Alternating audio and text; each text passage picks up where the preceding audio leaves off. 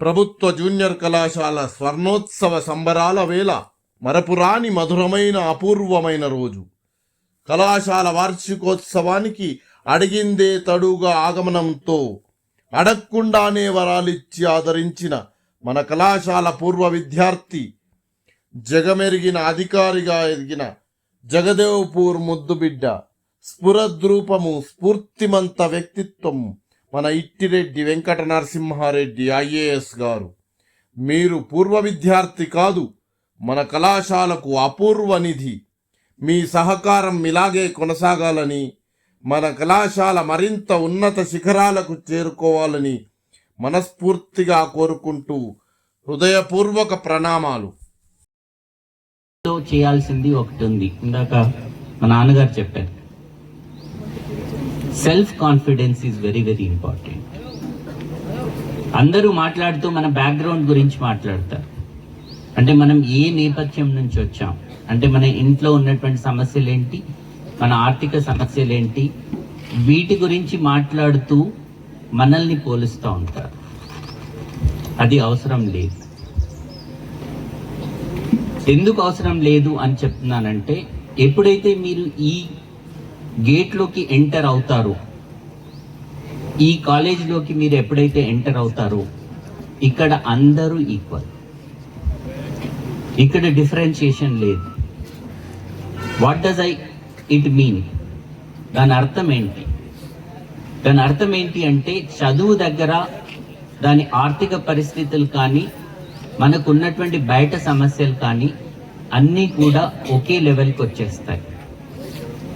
ఎంత గొప్పవాడైనా, ఎంత డబ్బున్నా, అతను కాన్సన్ట్రేట్ చేసి చదవాలి అని నిర్ణయించుకోకపోతే అతనికి చదువు అవ్వదు. డబ్బు మాత్రమే చదువుని ఇవ్వదు. ఇది మీరందరూ గుర్తుపెట్టుకోవాల్సినటువంటి విషయం. కాలేజ్ గేట్ లోపల ఎంటర్ అయినప్పుడు ఇక్కడ ఉన్నటువంటి 16 మంది లెక్చరర్స్ చదువు చెప్పినప్పుడు మీ సామాజిక స్థితిని బట్టి చదువు చెప్పరు, అంతే కదా. పుస్తకాలలో ఏముందో అదే చెప్తారు కదా, అది అందరికీ ఈక్వల్గా చెప్తారు. ఎవరో బాగా డబ్బు ఉందని చెప్పేసి ఆయనకి ఎక్కువ చెప్పడం, నీకు తక్కువ చెప్పడం ఎప్పుడు జరగదు. నీ వినే దాంట్లో, నీ కాన్సన్ట్రేషన్లో అది ఆధారపడి ఉంది. మీకు ఇది ప్రత్యేకంగా నా గురించే చెప్పాలి. నేను 5వ తరగతి వరకు ఇక్కడ చదువుకున్నప్పుడు గవర్నమెంట్ ప్రైమరీ స్కూల్లో నేను క్లాస్లో లాస్ట్ అబ్బాయిని. అంటే క్లాస్లో ఒకవేళ అందరికీ మార్కులు ఇస్తే నేను లాస్ట్, 5వ తరగతి వరకు. కానీ ఒక టీచర్ వల్ల ఇన్ఫ్లుయెన్స్ అయ్యి 6వ తరగతిలోకి వచ్చినప్పుడు తర్వాత చదువు అంటే ఇంత సులభంగా ఉంటుందా, చదివితే అయిపోతుంది కదా అని ఒక ఆలోచన వచ్చింది. మనం చేయాల్సింది కేవలం చదువు మాత్రమే. దీనికి శారీరక శ్రమ అక్కర్లేదు, జిమ్కి పోవాల్సిన అవసరం లేదు, పరిగెత్తాల్సినటువంటి అవసరం లేదు. నన్ను పరిగెత్తమంటే పరిగెత్తలేను, నాకు ఓపిక తప్ప. జిమ్ చేయమంటే కూడా చేయలేను. వాకింగ్ అంటే కొంతవరకు పర్వాలేదు, అవసరాన్ని బట్టి వాకింగ్. చదువు అంటే కూర్చొని హాయిగా చదువుకోవటమే కదా, పుస్తకాలు తిప్పేయటమే.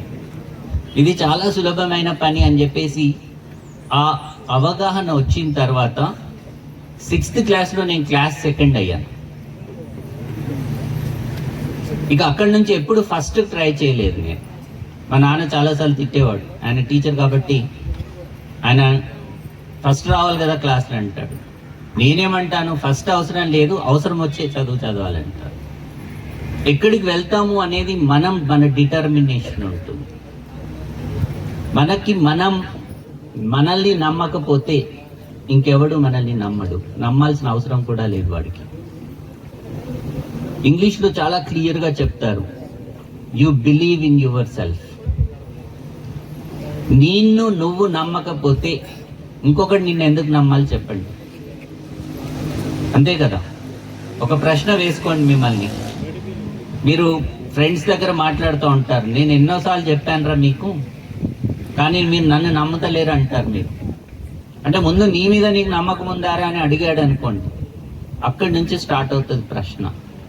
విధంగా మనం చేయగలుగుతాం. పర్టికులర్లీ చదువుల్లో చాలా సులభమైంది. ఒకవేళ 100 మీటర్ రన్లో ఫస్ట్ రావాలి అని అనుకుంటే అప్పుడు నీకు శారీరక శ్రమ అవసరం, దానికి సరిపోయేటువంటి ఆహారం అవసరం, దానికి సరిపోయినటువంటి ట్రైనింగ్ అవసరం, రోజు ప్రాక్టీస్ అవసరం. అలా పరిగెత్తినా కూడా చివరికి మనం ఫస్ట్ వస్తామో రోమో మనకు తెలియదు. 1, 2, 3 రాకపోతే మనం వెనుకపడిపోతే మనల్ని ఎవరు చరిత్రలో కూడా గుర్తుపెట్టుకోరు. కానీ చదువులో అలా కాదు. చదువులో నువ్వు జస్ట్ పాస్ అయినా పర్వాలేదు, కానీ నీకంటూ ఒక డిటర్మినేషన్ ఉండి ఈ చదువుని ఎక్కడ వాడతాను అని నీకు కనుక లోపల క్లారిటీ ఉన్నట్లయితే ఖచ్చితంగా నిన్ను అందరూ గుర్తించే స్థాయికి వెళ్తావు. నేను ఆ రకంగా చదువుకొని ఇంటర్మీడియట్ కూడా ఇదే ఊర్లో ఇదే గవర్నమెంట్ జూనియర్ కాలేజ్లో చదువుకొని మీ అందరికీ ఇక్కడ కూడా ఒక విషయం తెలియాలి.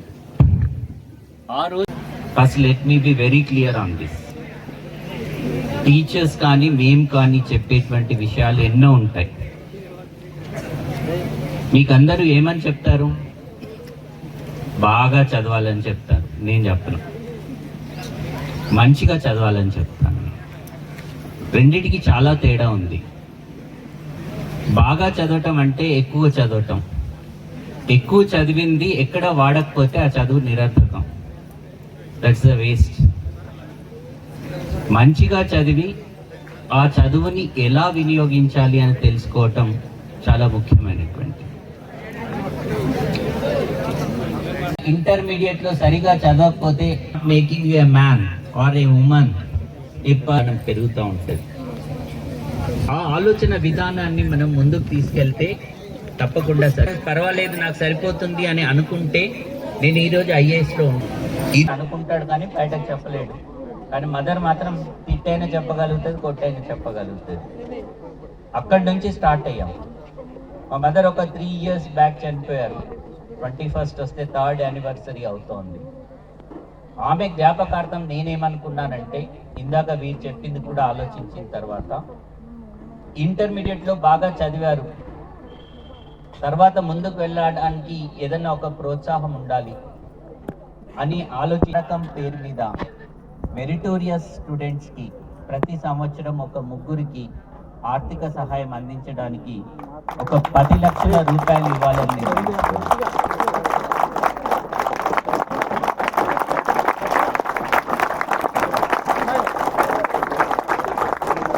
ఈ 10 లక్షల రూపాయలు చెక్ రూపంలో ప్రిన్సిపల్కి ఇస్తున్నాను. ఇది బ్యాంక్లో ఫిక్స్డ్ డిపాజిట్ చేస్తారు. దాన్ని ఎప్పుడు ఆ 10 లక్షలు అలానే ఉంటుంది. దాని మీద వచ్చినటువంటి ఇంట్రెస్ట్ అని ప్రతి సంవత్సరం ఇస్తూ పోవచ్చు. ఇది జీవితకాలం జూనియర్ కాలేజ్ ఉన్నంత కాలం నడుస్తుంది.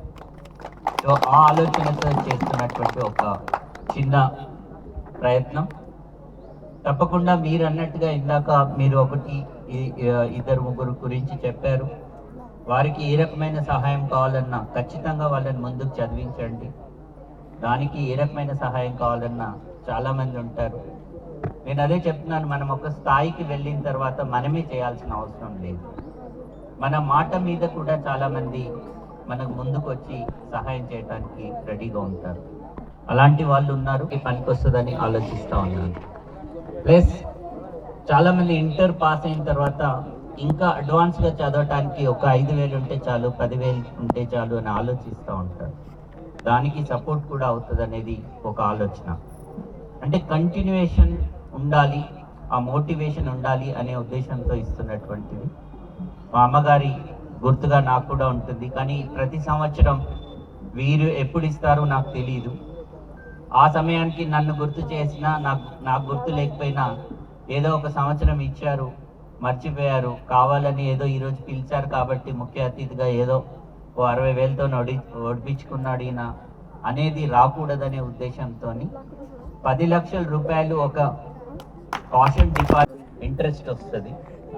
60,000 రూపాయలు 3 ఎవరైతే మన దగ్గర బాగా చదువుకుంటారు, మీకు ఒక కమిటీ వేసుకొని మీ లెక్చరర్స్, మీరు అదేవిధంగా ఊర్లో సర్పంచ్ గారిని కలిపి ఒక కమిటీ లాగా ఫామ్ చేసుకొని 3 సెలెక్ట్ చేసి ఫస్ట్ వచ్చినటువంటి విద్యార్థిని ఆర్ విద్యార్థికి 30,000 రూపాయలు, సెకండ్ వచ్చిన వారికి 20,000 రూపాయలు, థర్డ్ వచ్చిన వారికి 10,000 రూపాయలు ఇచ్చేటువంటి ఏర్పాటు చేయడం జరుగుతోంది.